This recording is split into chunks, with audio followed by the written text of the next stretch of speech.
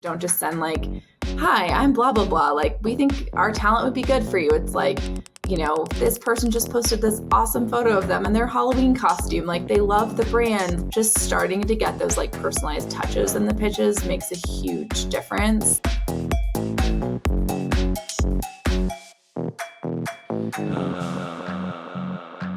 Hey guys, welcome to the party. I just finished recording this week's episode. We've got a guest.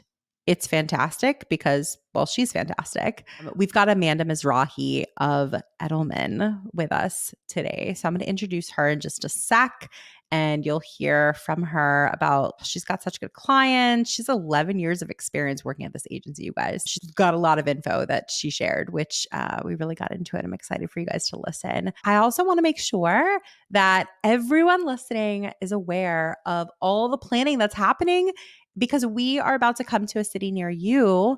Last year we did LA twice, New York twice, and Chicago once. And we had these like giant tentpole events and they were super fun. But this year we're expanding to other cities and making the events just like more intimate and fun and like a nice girls' night out. So if you are in, we're coming to New York, Chicago, LA for sure, but also Boston, Charlotte, North Carolina. We're coming to Atlanta, Miami, Dallas, Texas, San Francisco, and Nashville, Tennessee. That's where we're starting out. And we have all these incredible ambassadors that we're announcing on our Instagram who are like feverishly planning all of these fun events for you guys. So I'm just excited for you to meet more women in marketing. It's like the most rewarding experience to just meet and surround yourself by like-minded women who are going through all the same things that you're going through on a day-to-day. But I don't know, marketing attracts generally like pretty like-minded people, and we're planning fun nights out. So coffee meetups and paint and sips and Pilates classes together, like really just like fun, casual night out. And I'm excited for you guys to be part of it. So here's what I would suggest. Go to our events page, which is imwim.com/events. So there'll be a pop-up on that page asking, do you want to meet with more women in your neck of the woods, like your city? So fill out that form and tell us where you're located. And then as soon as we announce that we're coming to that city and what we're doing, you'll get an email about it and you'll be able to come and meet up with everybody. And we've already done a couple of these in Dallas and we did New York. Those are like our test run cities, and everyone's been having a really, really nice time. We don't like always have to talk about work all the time. Like last year we had like panel discussions and it's interesting, and then we make them fun. But I don't know, maybe it's just me. I'm craving like more community and more women, interesting, fun, wonderful women in my life and more friends. And I think that's what we're aiming to create here with these events this year. So anyways, if that resonates with you, go to our website and sign up for it. Okay, so this week's episode. So Amanda is an 11-year Edelman veteran on their digital team. She's had the chance to work on a wide variety of client and industries, from technology to retail. And she's had an extensive digital account experience working on some of Edelman's biggest integrated accounts, doing work to create fully integrated campaigns aimed at bringing earned, owned, influencer, and paid media together to tell one holistic story. Prior to her time at Edelman, she worked for the fashion company HMX, where she started the brand's social media channels and dipped her toe into the world of merchandising, planning, and allocation. And she's got a Bachelor of Business Administration and a minor in communications from the George Washington University School of Business. I'm very excited to welcome a member of WIM, a mentor of WIM, and a friend of mine, Amanda Mizrahi of Edelman. Enjoy this episode, you guys. This show is sponsored by Women in Influencer Marketing, better known as WIM, the best online community for the creator economy. You will meet fellow influencer marketers, you'll meet brands, you'll meet talent agencies to talk shop, get hired, and even find a mentor. When you become a member, do not forget to check out all of our incredible resources. For example, we have dozens of masterclasses from the top voices at TikTok, at YouTube, award-winning agencies, and women who are paving the way for us all. So if you want the chance to network with a who's who in influencer marketing, check out what it takes to become a member. Make more money and have fun doing it. Visit iamwim.com/join. That's iamwim.com/join today. And I so look forward to seeing you more around the community. All right. So thank you first and foremost just for being here today, because we've been chatting most recently about like your involvement in our mentorship program. And I've been wanting to like add some interesting guests to our lineup for this year. So when you accepted my offer, I was really excited to have you on. So Yeah, thanks for having me. yeah, so thank you for coming on today. I think like a great place to start is maybe just like an introduction. We heard a little bit about you in the intro, of course, but I want you to take us like further back. Yeah. So like, what was Amanda like as a kid? Like, do you see that like the young Amanda would have ended up where you are today?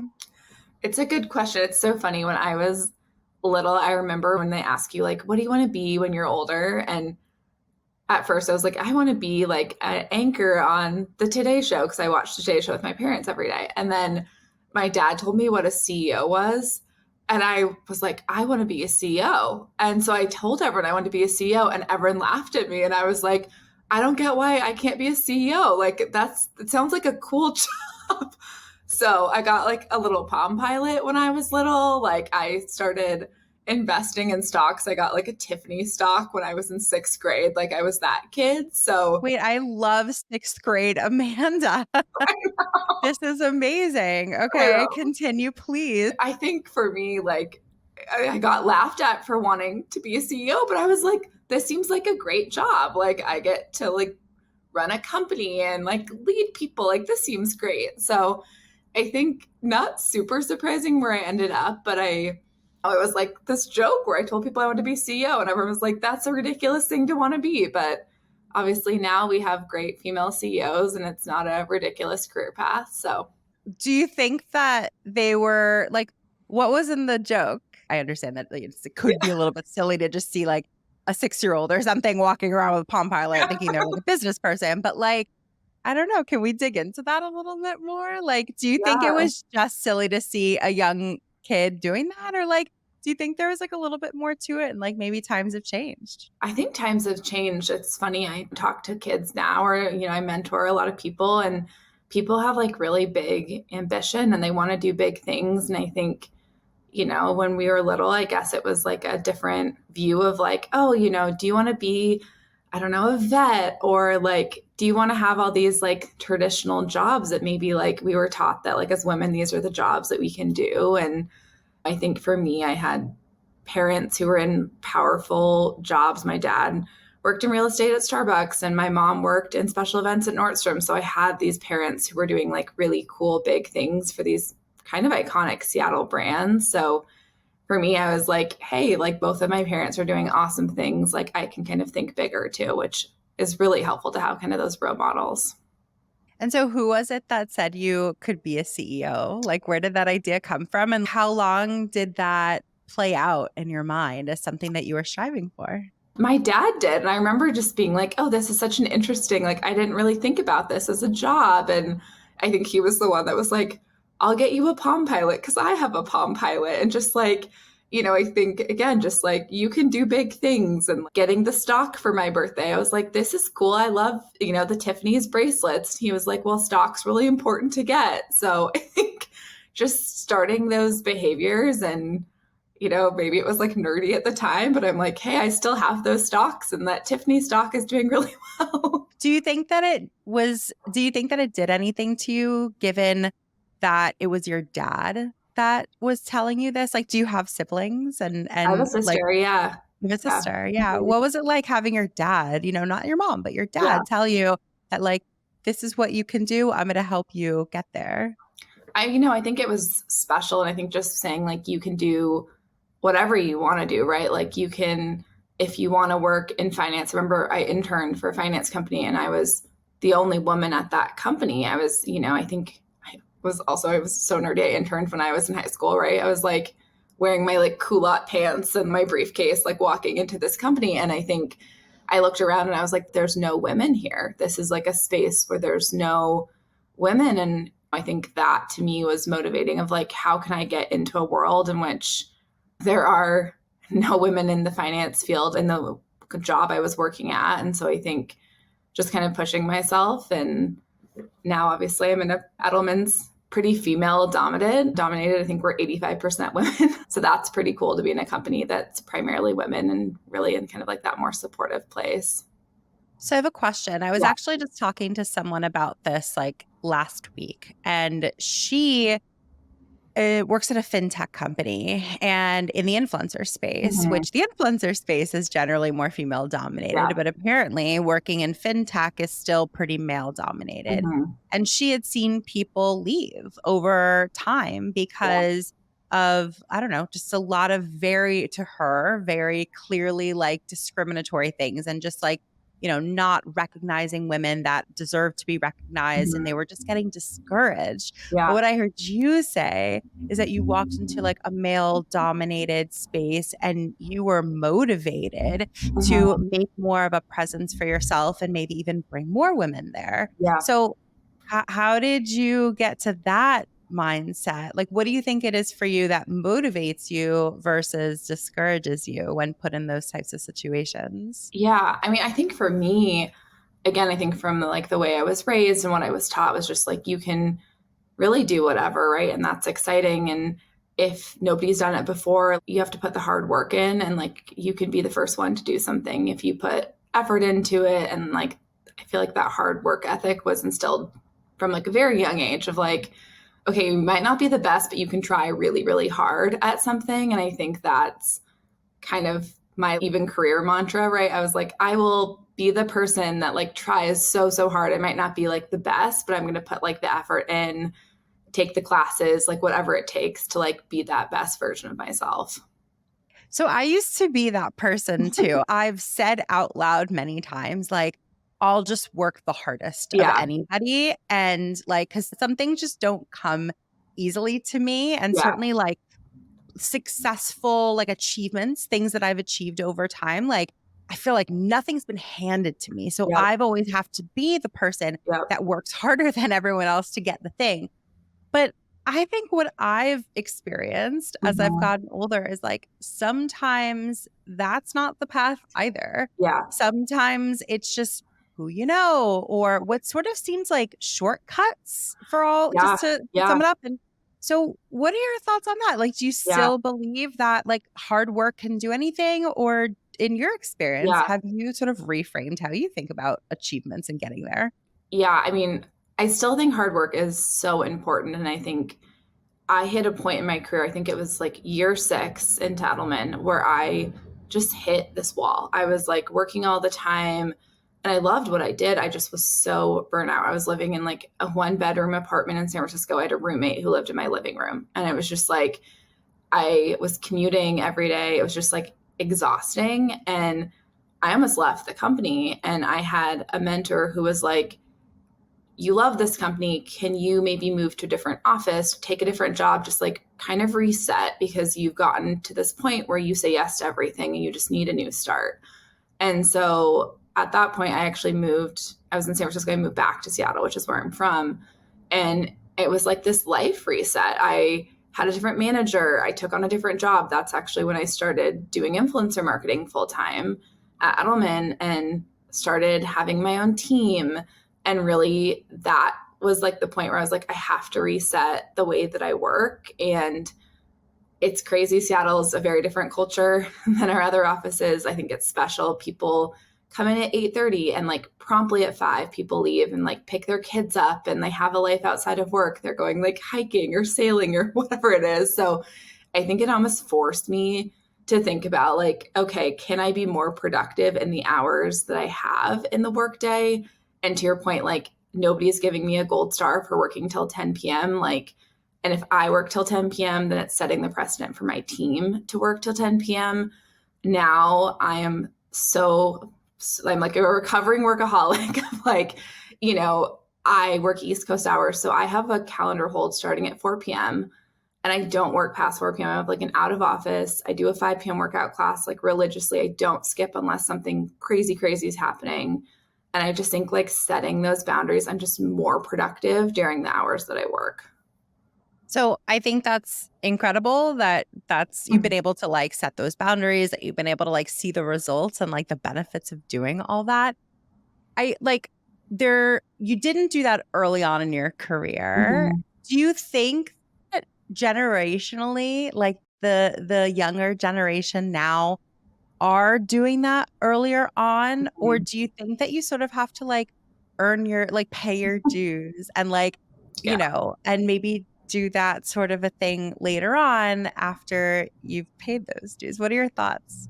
I think they're so much better at setting boundaries than we were. Like I would never say no to my boss. Like they would ask things and I'd be like, oh my gosh, yes, I will stay. I'll work weekends. Like, and I think this generation's a lot better at saying, in order for me to do my job, I need to do that workout class or I need to sign off at 12 on a Friday because I worked, all of my hours this week. So I think there's a healthy balance. So sometimes I see it swing the other way where it's like, okay, I'm signing on at 9:30 every day. And I'm like, well, we had a launch this morning at 9 and you like missed that launch moment, or like we have a big event coming up and you're going to have to work extra hours. So I think somebody told me in agency world, like you have to be okay with the work coming in waves. So like when it's busy, you embrace the busyness, but when it's not, you sign off early and you kind of take the break.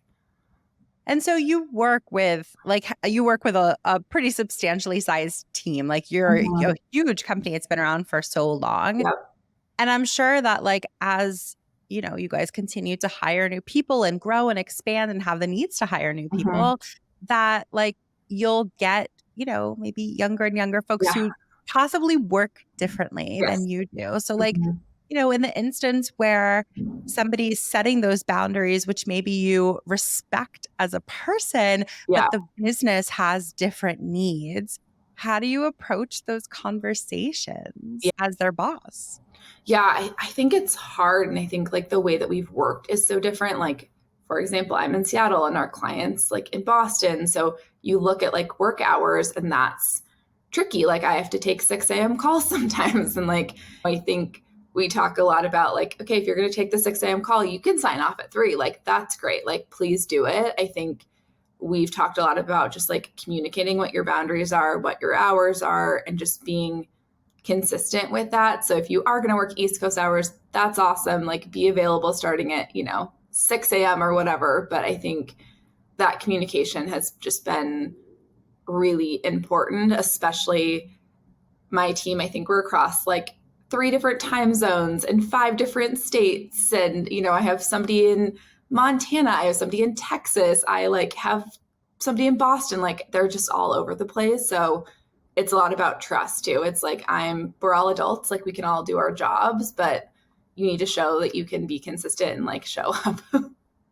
And do you have any like tips or hacks for, working across so many different time Mm, zones and working remotely? Because I feel like that could be a challenge for so many people. And like the way that we work has really launched in yeah, that direction of remote work. But like it can be hard. None of us were taught like right. how to do that. So we're all just figuring it out as we go. I guess like what's worked for you and maybe Yeah. what hasn't worked for you. Yeah. I think again, like I think when we all started, especially those of us on the West Coast, we like fought the East Coast time frame and we were like, this isn't working. Like, I'm going to go do my morning workout. And then you've signed on and you've missed 3 meetings and things like that. So I think it is like communication. Like, okay, if we're going to start early, we're going to sign off early and we're really going to stick to it. I think that's been part of it too.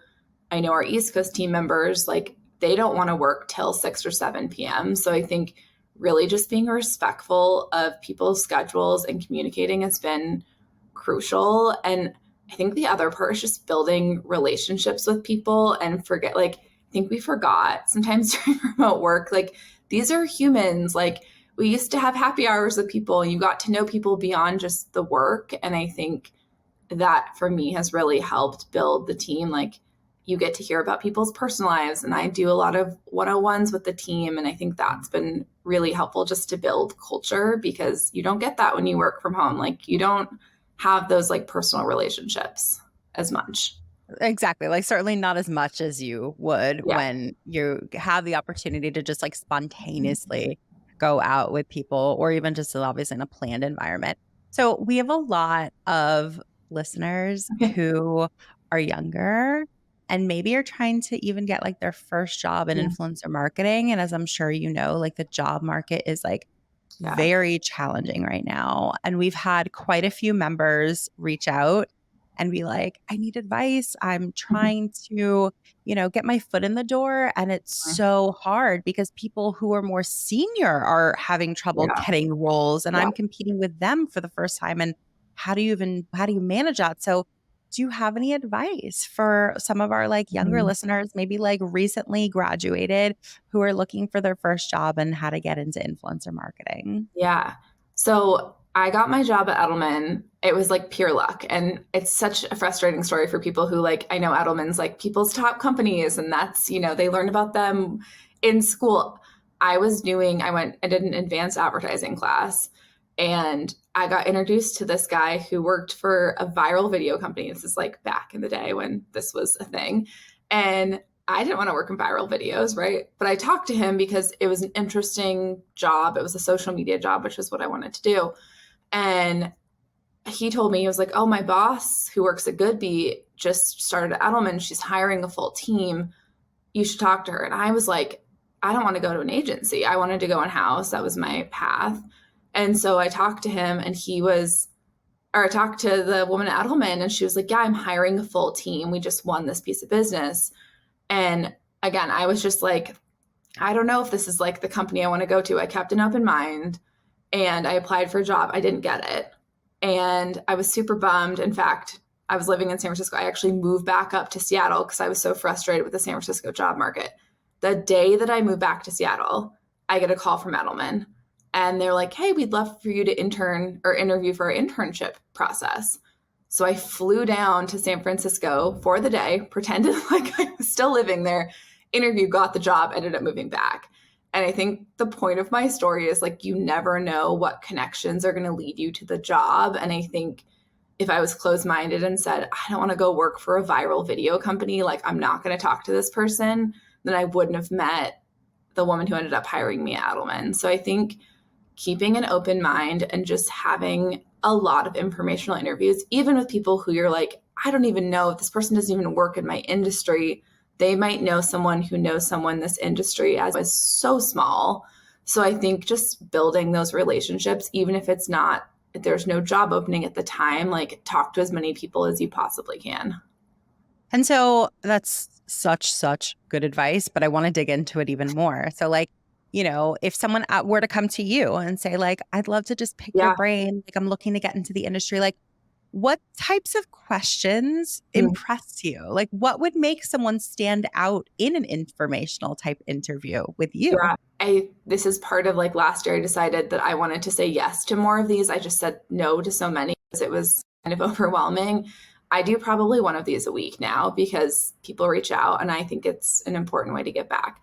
I think what sets people apart is like when people are actually prepped and they come with really thoughtful questions and they've done their research. So there was a really interesting campaign, or this brand really messed up, and like I saw so much bad press. Like, how do you mitigate risk with influencers? Or just being thoughtful and like reading the news and consuming culture before you go into those calls, and just prepping, like, right questions. Don't expect, like, sometimes people expect me to run the conversation, and I'm like, I'm here to answer any questions, but I'm not, this isn't for me. This is for you. So, the newest sponsor of the WIM podcast is Zealot. So, Zealot is still in beta, and you guys know that I love seeing great new tools come to life, and you can now be a part of this one. So, Zealot helps turn brand ambassadors into a scalable channel for customer acquisition. What they do different is they gamify ambassadors, which I think is super smart. They give points instead, which equates to dollars, and they frame the the ambassadorship in a really fun way. The platform makes it really simple and easy to send what they call missions to ambassadors. And they also make it really simple to acquire new ambassadors as well. So with Zealot, you'll get thousands of ambassadors driving sales and or UGC at scale all in one place. And they're also running an exclusive offer just for the WIM community. All you have to do is head over to their website, joinzealot.com, and mention WIM. That's joinzealot.com and mention WIM. I think you guys are really going to love this one. And I love when women like raise their hand and they lean into things. Yes. And that takes practice. Like that's Yeah. not just innate for everybody. And so some people are like, oh, it's like not me. I'm a little bit more shy or introverted or whatever it is. And you don't have to be an extrovert to be successful. Yeah. But I do think that it's certainly beneficial for that person to practice being more assertive and raise your hand and lean into the conversation. And like you said, like it doesn't need to, like it can be prepped. Like you can just simply, and it's a positive thing to go say, okay, I have this opportunity to chat with someone. The pressure is so much lower too when you come into it having done a bunch of research versus putting all this pressure on yourself to say like, all right, it's showtime. Like I'm gonna perform and ask all the amazing questions. Like some people can pull that off, but who are you impressing by doing that? Like literally nobody. So like do your research and prep. I also think it's interesting to talk about how you were saying you were looking to be in-house somewhere and you ended up at an agency and you've been there. How many years have you been at Edelman now? It's over 11. It's crazy. Yeah, it's a long time. I thought it was around 10. So even over 10 years. So it's a long time. And like there are definitely differences from working in-house to working in agency. And so for somebody who, I don't know, they're considering either or at various times in their career, what are some of the best and most challenging parts about working at an agency? So I think it's funny. The reason I wanted to go in-house is I actually was working in fashion, and that's the kind of my background when I was interning. And in my mind, I was like, I'm going to go work for like a Gap or like one of these big retailers. And when I was looking for jobs, there's, one social media person, right? Like, and that person has more experience. So trying to get an entry-level job was really hard. So I think when you think about somebody explained working in agency like going to graduate school, and it is, right? Like you learn so many skills so quickly. You learn how to write a good email, how to show up in a meeting, how to present, like all of these really tangible skills that you can use elsewhere, like you learn really quickly. So I think some great parts, like entry level, you just learn a lot. And then when you go to an agency, we always describe Edelman as a jungle gym, not a ladder. So I have touched so many things in my career. Like I did crisis for 6 months because I thought that I wanted to work on our crisis comms team. I do not, but like super helpful experience. Or I worked in social media. That's kind of where I started. I was on our community management team.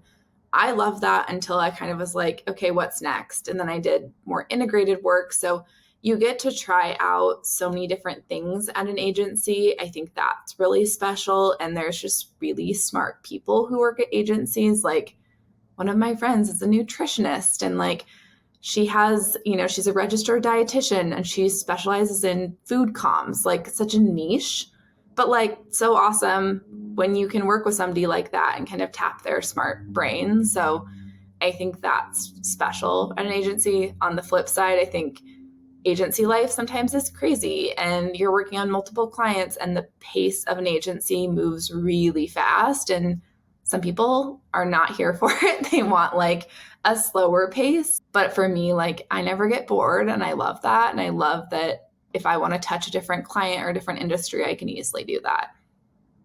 I love that. That's a good sort of like recap of some of the challenging things and also like just some of the really great things. I love the idea and the concept that you can go into this one environment and try so many different types of roles or responsibilities and learn so many different things in one place.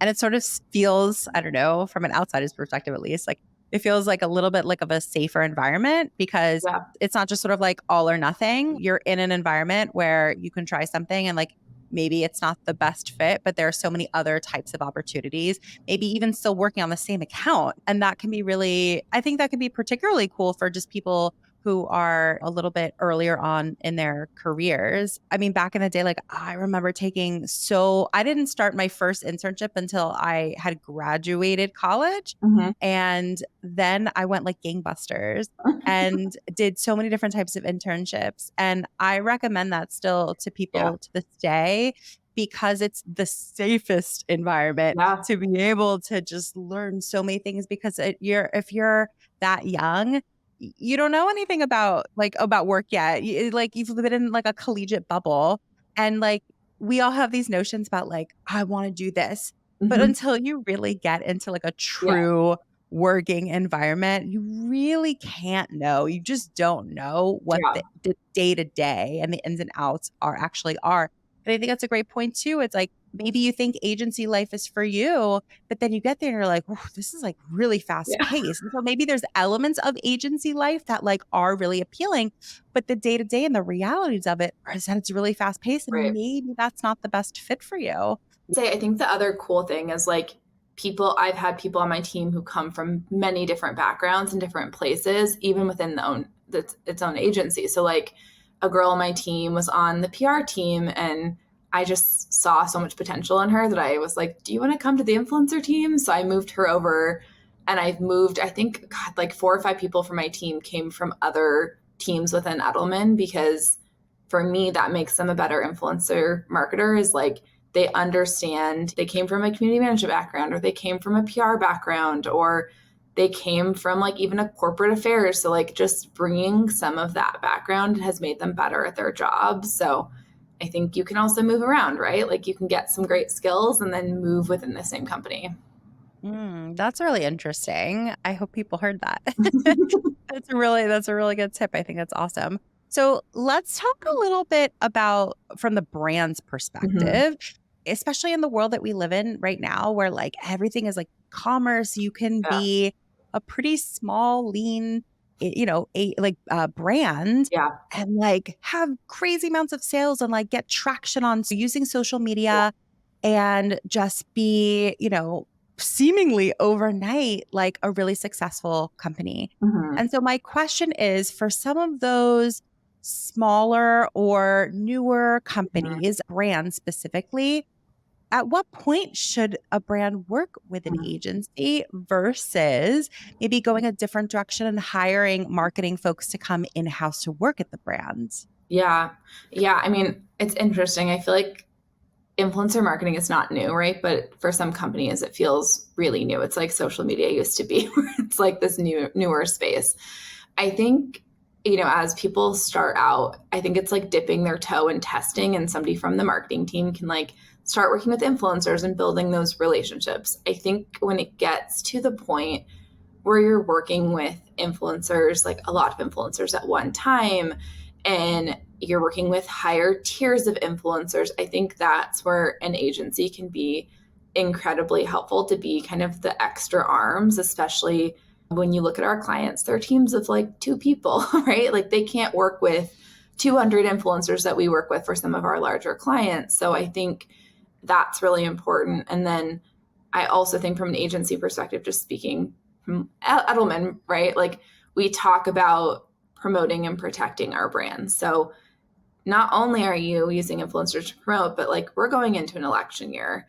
I think that people are, it's scary, right? Like we're going into a year where there's a lot of unknowns, and talent are people, they represent your brand. And so being able to tap into, Edelman has a crisis team, right? We have risk mitigation teams, like things like that, right? So being able to tap into those teams when things get tough, because this industry is not predictable. And I think having those resources, you're doing large scale programs, is really helpful. Got it. That's great advice. It's like an interesting way of thinking about it too. And just the perspective that you guys have also, because like I'm thinking of like the caliber and size of your agency, like you're working with so many brands already, but you're also just like experiencing all of these things that taking that in And now working with another brand, you'll avoid that trap for another brand because you've seen one Yep. other brand like go through something that's been really challenging.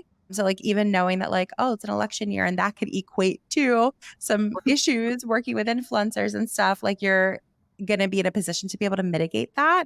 So it's really interesting. Also, like just having been that you've worked with so many brands and so many Mhm. large brands, I can imagine the work is really interesting and rewarding. And especially from like an influencer's perspective, like you work with some brands that are like on influencers, dream Yeah. list. But from, your advice, I sort of want to be like a fly on the wall in the room with you and your team Mhm. and your clients. Mhm. What are some best practices for working with big brands? Yeah.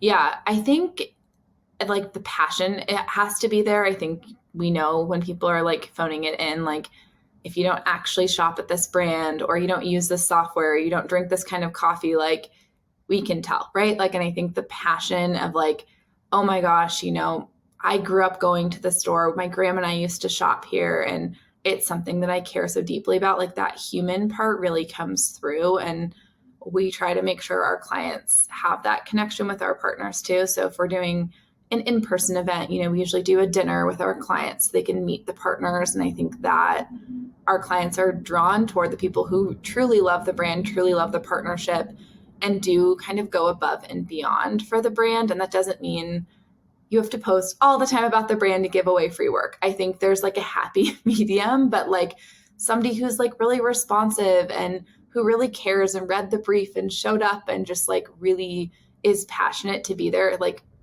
we all know those influencers who sometimes show up and it's like a paycheck and you can tell it's a paycheck to them. So I think we try to do longer term partnerships too. And so, really finding those people who authentically love the brand and have a tie is just so important. And how do you get to the core of that? Because I Yeah, feel like that is certainly the goal for so many people, but they might struggle with, well, how do I really truly discern whether this yeah, person's like blowing smoke and pretending to be the biggest fan versus they really are? Because I think that like some of that upfront work of vetting, yeah, your partners is yeah, some of the most important work yeah, because it'll just set you up for success or failure. So, yeah. what are some ways that you really do some due diligence in the beginning? Yeah. So I feel like people always look for shortcuts where they're like, I don't want to get on the phone with this person. I'm just going to look at their social media. And I think I always equate like it's like matchmaking when you try to find a brand and an influencer because you have to have that like right chemistry. And I'm sure you felt this way. You get on a phone call and sometimes you just are like, I'm not feeling it. Like this person just doesn't feel like a good fit. They don't really want to be here. Like this isn't going to work. And I think you can't not do the phone step. I think people want to cut that out and just like send an agreement. And I know some companies like the strategy is like, let's send 5,000 briefs and everyone creates the same piece of content. Like to me, that is just like not the way in. You have to get on the phone. We have great relationships with agents. Like we're always talking to people about their talent and their roster. And then we do, of course, like go through social sites and see have they shared about the brand before? Like, is this the first time that they've ever talked about the brand? Or, we had an influencer who dressed up as one of the coffee companies I mentioned for Halloween and like had this whole costume and just like loved the brand. So I think there's like the paperwork part and then there's like very much the just like relationship building piece. Wow. Well, like to get on, that's interesting, right? Like I could also see a question coming up, which is like, how do I even get on your radar if Mhm. I'm a fan of that brand? You Yeah. telling the story about someone dressing up as that brand for Halloween. That's Yeah. one way to Yeah. do it. What are some other ways that I'm sure you've seen so many different Yeah. strategies there? So like what really lands with you when either a manager Mm. or the creator themselves are just they're genuine fans, but they Yeah. really need to get on your radar? What works for you? What really gets through? Yeah. So I will say Edelman does a lot of community management. So when people post and like tag the brand and it's something special, we usually see it. Our community managers send us talent all the time. So that does work. I think people are like, does it go into this like black hole? Like it definitely works. I think like customizing pitches, it's like the basics, right? But don't just send like, hi, I'm blah, blah, blah. Like we think our talent would be good for you. It's like, this person just posted this awesome photo of them in their Halloween costume. Like they love the brand. Like just starting to get those like personalized touches in the pitches makes a huge difference. And I know this is hard, but like knowing who to go to, like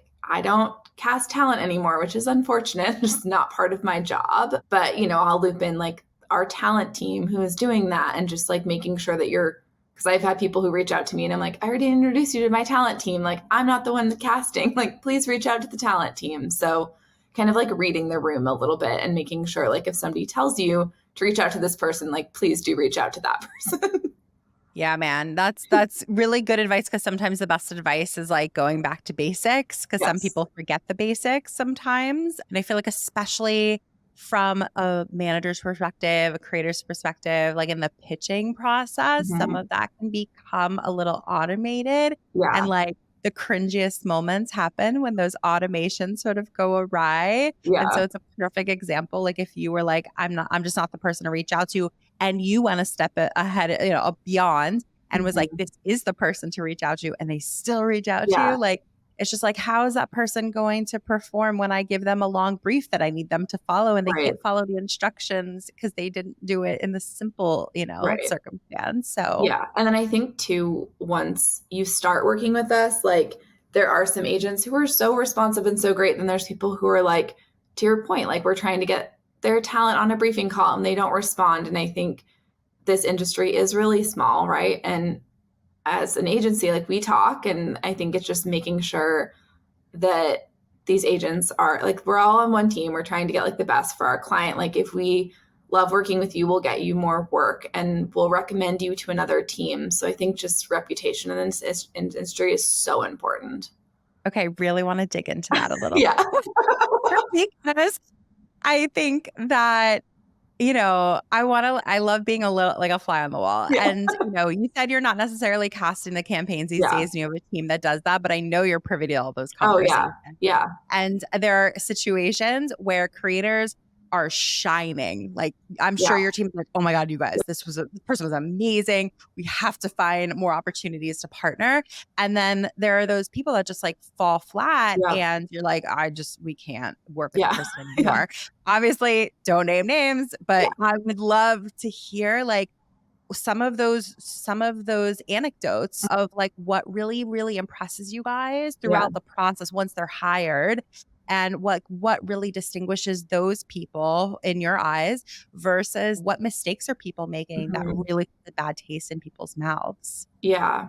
I mean, I think it's like on the bad part, like it's just missing the basics, right? Where it's like, we'll spend the time to brief somebody and they're not reading a briefing book and they shot something incorrectly and now we're late to a timeline. Like, again, basics, right? But I think like I can't tell you how many times people don't read the brief and don't follow, the work back that we sent, like those things, because then we're late to a client. So I think it's honestly on the bad part, it's like missing the basics, which sometimes is frustrating. You're like, it's in the playbook. We went on the phone, we outlined it. I think on like the flip side, people that really stand out, there are people again who just like, they just genuinely care. And they'll send us emails like, I was in a store and I saw like, I don't know, we had an influencer like, a Western boot is trending. And like, I would love to do a post about this because my followers keep asking me where I can get these. Like, can I help you guys do a post? And so I think just having a pulse on what's happening, or they'll proactively come to us and pitch. Like a lot of influencers are doing in-person events. Can I host an in-person event in my market? And one of our influencers pitched that, and we're actually doing an event in Nashville in her local market. And our client was like super jazzed to do this. So I think you look at just the passion behind some of these people and just they truly care about the brand. They feel like they're an extension of our team. And I think that's a really important part. Like they feel invested. Well, two things that you just said really stood out to me. One is recounting what that woman or man said, that Mm-hmm. person said about like, how can I help Yeah. you? And I think that not enough pitches have that perspective in Yeah. mind. It's like, this is my follower count. This is Yeah. what I'm doing, blah, blah, Yeah. blah. But I think that the best pitches, always consider who you're pitching Right. to and how Right. you can help and support them Right. as well. So like coming to you guys, and I'm sure saying like, this isn't my statement, but Yeah. my followers are asking about how to buy your product more. Right. And I want to help facilitate that. Right. Like innately, that's helping you guys. And I'm sure that stands out more. And the other thing that I heard you say, which really stood out, is like, don't be afraid to pitch something that's a little outside the box. Cause Yeah. I feel like a lot of people are probably like, I know because I've heard it firsthand that a lot of people might be hesitant to pitch something like an event Yeah. that you guys didn't necessarily come to them with, but they're like, I think this could be cool. And Yeah. it feels like a long shot to come to you guys and say, like, I have this Yeah. idea, this elaborate idea that feels outside the box, but can we do this together? And they probably hear some no's, Yeah. not Yeah. all yeses for sure, but you're telling us a perfect example of how when it's a yes, it's a yes, and it's Right. an enthusiastic yes. I'm sure it sounds like the brand The that you client's work with open. was Yeah. enthusiastic about it as well. Yeah. And I think it's important to remember, like, as an agency or anyone working in this industry, if you work with a client, we're being asked to pitch proactive ideas all the time, right? So, like, what else could we be doing?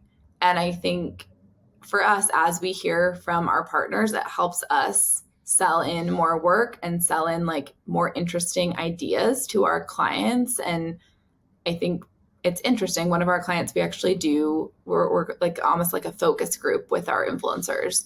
And we've done these. I think we've done 3 so far. And we actually had them meet with a buyer. This is for one of our retail clients. And the buyer picked their brain about what was trending for spring. And this whole idea came from all of our talent. Like, they know what's happening in the industry, they know what's going to be trending. And so as a buyer, the buyer's like, this is a wealth of information, these are really trendy people who know what's happening, how can we tap them to see what's trending?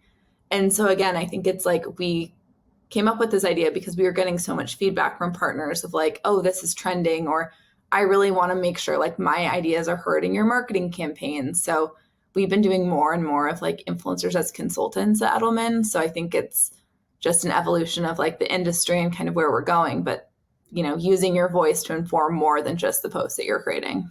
I love that you guys are doing that. It makes a lot of sense. I think that if there's any influencers listening to this, I'm sure their ears perked up Yeah. because like I've heard influencers for so many years sort of like want to expand beyond just sponsored posts and Yeah. want to like share their ideas in a different way. So I love that you guys are doing that. And speaking of trends, what are some trends that you've seen lately in the industry? And also, how do you feel about them?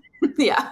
Yeah. I think that's a big one, is just thinking through like different ways to use influencers. And I think when this industry started, it was like, you'll get X amount of impressions from working with this person. They're going to create one post for you and that's it. And then I think now we're rethinking like, can this person, we have an influencer coming up in a TV commercial. Like, that's super cool. Like, that's awesome that we're now seeing influencers in TV commercials. We've been doing, for a retailer, we've been doing influencers recording things for in store.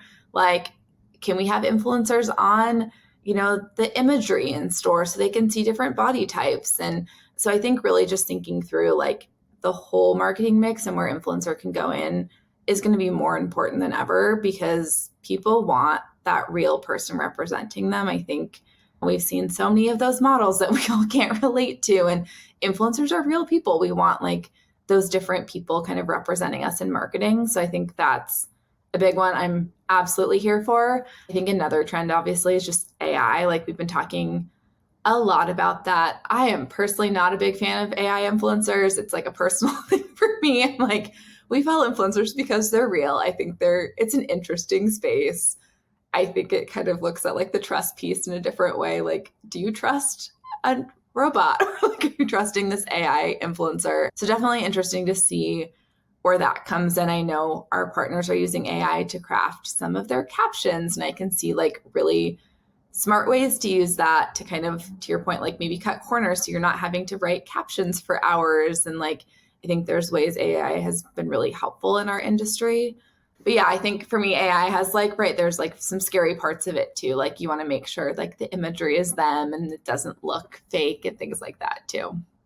Yeah, definitely. There's a lot to dig into Yeah. for the AI. Yeah. That's like another Yeah. conversation, but I do think that it's a really positive thing that these are trends that you're hearing about. Cause I had a really interesting conversation with someone just the other day about how she was seeing that like women are infinitely less comfortable with AI, whether it's like Mm. implementing it into their work or even just like, oh, they're coming for my job. They were just Yeah. generally Yeah. way less comfortable with it, Yeah. which I think, to her point, to give her credit, like it's a dangerous thing for like looking at it from like the gender perspective, Yeah. because there are going to be so many more opportunities in the not so distant future pertaining to AI, pertaining to working smarter, not harder, Yeah. like we were talking about Yeah. before, and it's new for everybody. And so Right. it's interesting because like right now is the time where like everyone's sort of a freshman and Yeah. everybody can explore and feel like there's, not so many people who are experts. Right. And she found that at least that men are significantly more prone Mm. to explore it and learn about it and all that, and women aren't so much. So Yeah. I don't know, for that reason alone, and I hear what you're saying, and I understand so many of your concerns, but I do think we should push ourselves a little bit Yeah. more just to be at the forefront, not to even just keep up, but like to Yeah. be at the forefront of it because it's going to continue to evolve and change so much, especially in relation to our industry. I don't think like I kind of am with you when it comes to like the AI Yeah. influencers. Like, Yeah. I don't think that's the future of influencer Yeah. marketing. But some of the AI driven tools, Right. in particular, can be incredibly helpful. So that's like a Yeah. whole much larger Yeah. conversation, but I am glad that you brought it up. So, as someone who has been at Edelman for now like 11 years, you've been in the industry for a while, a long time. Yeah.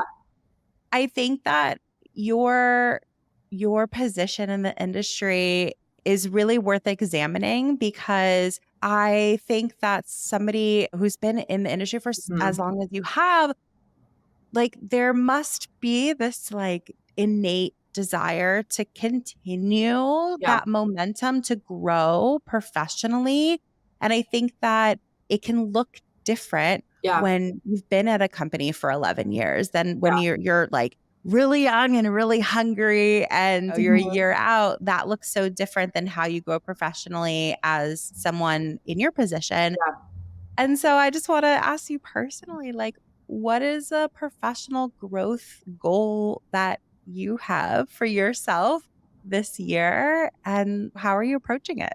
I think for me, it's funny. I feel like I was very like promotion focused when I was starting in my career. I was like, okay, I'm going to get promoted this year and this is what I need to do. And I had a great mentor who was like, sometimes you have to pick your personal life. And sometimes like the choice cannot always be your job. And I think that was like, oh, wait, but I want to get promoted. What's the next thing? And so I think I told you the story when I moved to Seattle. And I think like that was a personal moment. That was not a promotion moment. That was like, let's stay in a lateral spot. So I think as we're entering the year, just thinking through like, I think I told you my word for the year was like refresh and just kind of like, as we kind of talked about, like working smarter, not harder. And just, I keep thinking about like bringing fun back to work. And this is a fun job, right? We work with fun clients. We have these partners who are posting about like really fun things. And I think we've become so serious sometimes, I think, especially during the pandemic and working from home. And we've lost a lot of that fun in the work. And so I think that's a goal of mine is just bringing that back and like, yes, we have very high quality standards. We, deal with some pretty serious things, but the majority of the stuff that we're doing is really exciting and really fun. And we work with people every day. And somebody once was like, working with Edelman is like my favorite meeting of the day because it's like so fun to talk to you guys. And I think just bringing that part into the day of like, okay, we're the best part of our client's day because we're this exciting, fun group and we work with influencers and just like, bringing that back to the job is something personally that I'm trying to do more of this year and just like resetting the tone of we don't need to kill ourselves. We can have fun again at work. I love that. I love that so much. I think that's great. And in an environment where it is so fast paced and you do have so many clients to deal with, like you got to find the joy, like you have to maintain it. You don't have to, but it would Yeah. really benefit you to do that. I think it would make the environment so much better. I love that that's your Yeah. goal for this year. So Yeah. much, so much. Okay. One of my last Yeah. questions for you. I want to know who some of your favorite influencers are and why. Who are some people that come to mind who just like you personally are a big fan of? Yeah. I feel like it's like picking your favorite children. It's always so hard. So I started in the artist world, kind of working for a big digital media company and worked with like photographers and graphic designers. So that's where I started. So I love that space. I love working with artists. I think the cool part about an artist influencer is that like they were a photographer first and then they started posting and they just like love their craft. So a lot of my favorites are in that space. We just worked with Morgan Harper Nichols. I don't know if you're familiar with her. She's a poet. She writes a poem every single day. I love her emails. It comes in your inbox at 9 p.m. every night, and they're just lovely. And I think she is one of those just genuine humans. We just saw her in New York. Her agent's amazing, just like a lovely person. And I think she writes, I think her story is interesting. I think she had ADHD, and this was a form of therapy for her is to do art, and she started sharing it. So I think looking at somebody like that who just has that genuine passion, and I just love her content. So she's one of my favorites. I think that's like the top of mind one. I have so many. I feel like it's like picking your own children. But I think I have a soft spot for people in that artist space. No, I love that. Yeah. It's interesting. Like sometimes some of your favorite things in life, you just go like back to your origins, Yeah. like at the beginning. Because there's nothing like it. And it just goes so deep. So I think that's awesome. I have a feeling that a lot of our listeners would love to get in touch with you and just like follow you on your professional journey. So what would you say is the best way for our listeners to get in touch? Yeah, I love LinkedIn. I'm like a big LinkedIn person. So I think LinkedIn is like the best way to get in touch with me. I'm pretty responsive on LinkedIn, but definitely LinkedIn. Happy to do informational interviews, talk about Edelman, talk about the industry. So LinkedIn is my place.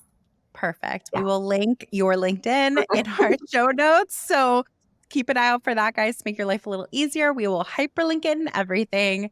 And also, if you are in the WIM community and a member of WIM, take advantage of the mentorship program because Amanda is one of our mentors there. And if you opt into a session with her, it means you get 1 hour like of uninterrupted time to come prepared, like we were talking about before, and have a conversation just like this with whatever topics you want to talk about. It's such a great opportunity. And I think it's a very it's a very specific type of person who offers themselves up for that. And I'm referring to you, Yeah. not the mentee, but the Yeah. mentor, right? And I just think it's really special that you've signed up to do that for our mentor or for our mentees and our members. So Yeah. I just want to personally thank you for being a part of it, and just for being on the show today and sharing so much and being so candid. And it's incredible. It's awesome the work that you're doing and the way that you approach it, I think is really special as well. So any parting words before we sign off? Man. No, I mean, I think this has been fantastic. I love being a mentor. I think I've gotten probably more out of it than maybe even the mentees. I think it's just like fantastic to hear from people about their experiences. And I've actually gotten to talk to a lot of talent managers. And I think that's been an interesting part to hear their side and just have different perspectives. So I think it's a good reminder. Keep the networking going, keep talking to people, and you never know where it's going to lead. So what a great note to end this on. Awesome. Definitely take advantage. Reach out to Amanda. Thank you so much for being on today. And thank you all for tuning in. We will see you next week. Thank you, guys. If you enjoyed this episode, we gotta have you back. Check out our website for more ways to get involved, including all the information you need about joining our collective. You can check out all the information at iamwim.com. Leave us a review, a rating, but the most important thing that we can ask you to do is to share this podcast. Thanks for listening. Tune in next week. Tune in next week.